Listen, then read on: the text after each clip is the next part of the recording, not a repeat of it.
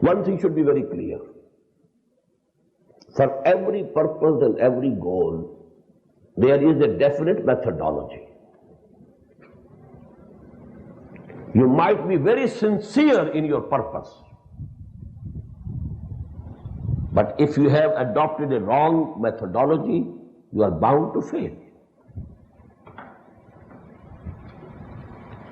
Crop of wheat, there is a particular weather in which it can be sowed. If out of your sincerity and out of your passion and everything, you go and sow the seed in the wrong weather, you will lose the seeds. Howsoever sincere you might be, you can't get the result.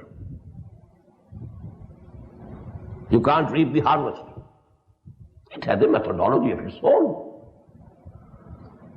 That has to be kept in mind, that has to be fulfilled, that has to be followed. Every purpose cannot be fulfilled by any methodology that you may adopt. You know, Marxism is the philosophy. Was a philosophy, you may say.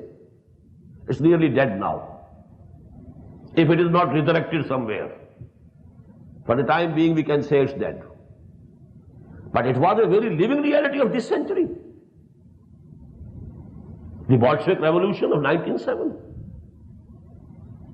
And you know, that event was governing the direction of the events of the whole century.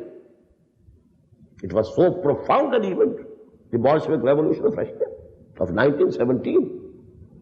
It has a philosophy, an ideology, and it can be brought about, the Marxist revolution or the communist revolution, through a particular methodology. Without adopting that methodology, if you hope that you can bring about a communist revolution, well, you are losing your time, to say the most lenient words.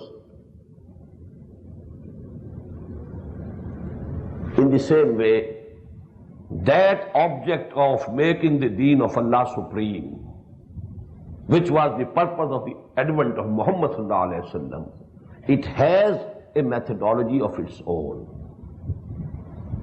You can't copy other parties, other groups, other nations. Well, they did it like this, why can't we do it? If you want to bring about a communist revolution, you have to bring about and produce a class consciousness among the people. Then you have to bring about a class struggle among the people. Then make them fight. Without that, if somebody says, okay, this bloodshed is not okay, it's a bad thing, then sit at home. You can't hope for a communist revolution. In the same way, to establish the deen of Allah, it cannot be this cherished goal of ours. Howsoever sincere we might be, howsoever hard workers we might be, whatsoever sacrifices we might make in the cause, but we will not be able to succeed unless we adopt and take up the methodology of Muhammad sallallahu alaihi wasallam. That point should be 100% clear, and that is what is actually happening to most of the revivalist Islamic movements of today. I don't say they are not sincere. No. People, they are laying down their lives. Who can question their sincerity? In Algiers, in Egypt, that's how many, in Afghanistan. How many people?